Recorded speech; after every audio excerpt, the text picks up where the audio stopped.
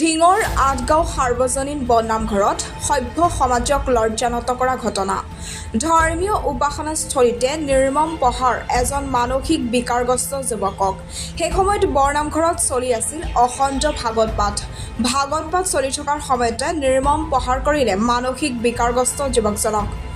যুৱকজনৰ ওপৰত শাৰীৰিক অত্যাচাৰ ইমানেই ভয়ানক আছিল যে ভাঙি পেলালে কেইবাটাও দাঁত। ঢিঙৰ আঠগাঁও সাৰ্বজনীন বৰনামঘৰৰ ভাগৱত পাঠ চলি থকাৰ সময়তে সংঘটিত হয় এই লজ্জাজনক ঘটনাটো। মঙলবাৰে নিশা ভকতসকলৰ লগতে জাতীয় সাজপাৰ পৰিধান কৰি অংশগ্ৰহণ কৰিছিল ভাগৱত পাঠত। অভিযোগ অনুসৰি এজন যুৱকে মানসিক বিকাৰগ্ৰস্ত লোকজনৰ ধুতিখন খুলি জোকাইছিল। তেতিয়াই উগ্ৰ হৈ এই কাৰ্যৰ প্ৰতিবাদ কৰিছিল মানসিক বিকাৰগ্ৰস্ত যুৱকজনে। মহাপুৰুষ গুৰুজনাৰ নীতি আদৰ্শক জলাঞ্জলি দি ভদ্ৰতাৰ মুখা পিন্ধা একাংশ অতি ভকতে উপযোগ কৰি প্ৰহাৰ কৰিলে বিকাৰগ্ৰস্ত যুৱকজনক। নিৰ্মম প্ৰহাৰত যুৱকজনৰ হাত ভৰি মূৰত আঘাতপ্ৰাপ্ত হোৱাৰ লগতে ভাঙি যায় কেইবাটাও দাঁত। পৰিয়ালৰ লোকে যুৱকজনক প্ৰহাৰ কৰা ছন্দবেশী ভকত কেইজনৰ বিৰুদ্ধে ঢিং আৰক্ষী থানাত এজাহাৰ দাখিল কৰিছে। এই ঘটনাক সমগ্ৰ ঢিং অঞ্চলত সৃষ্টি হৈছে তীব্ৰ প্ৰতিক্ৰিয়াৰ। News desk report ND365।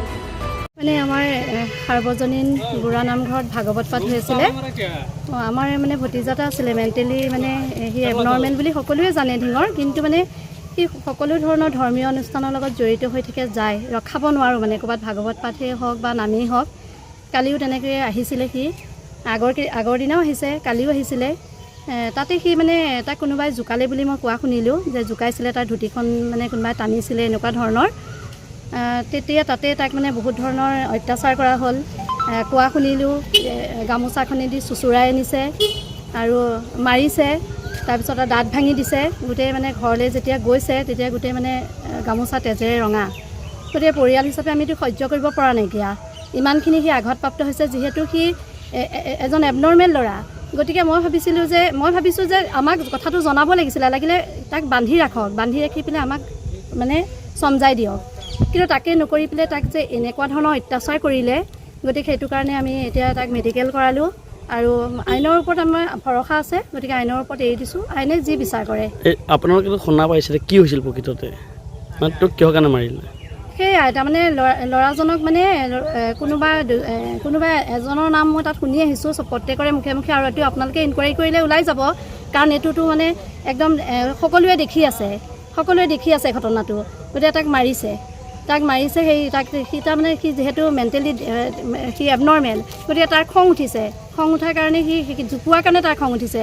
সি ধুতি পৰিধান কৰি গৈছে ধৰ্মীয় অনুষ্ঠানত, ধুতি টানিছে বুলি কৈছে, মানুহে দেখিছোঁ বুলি কৈছে, সেইকাৰণে তাৰ খং উঠিলে।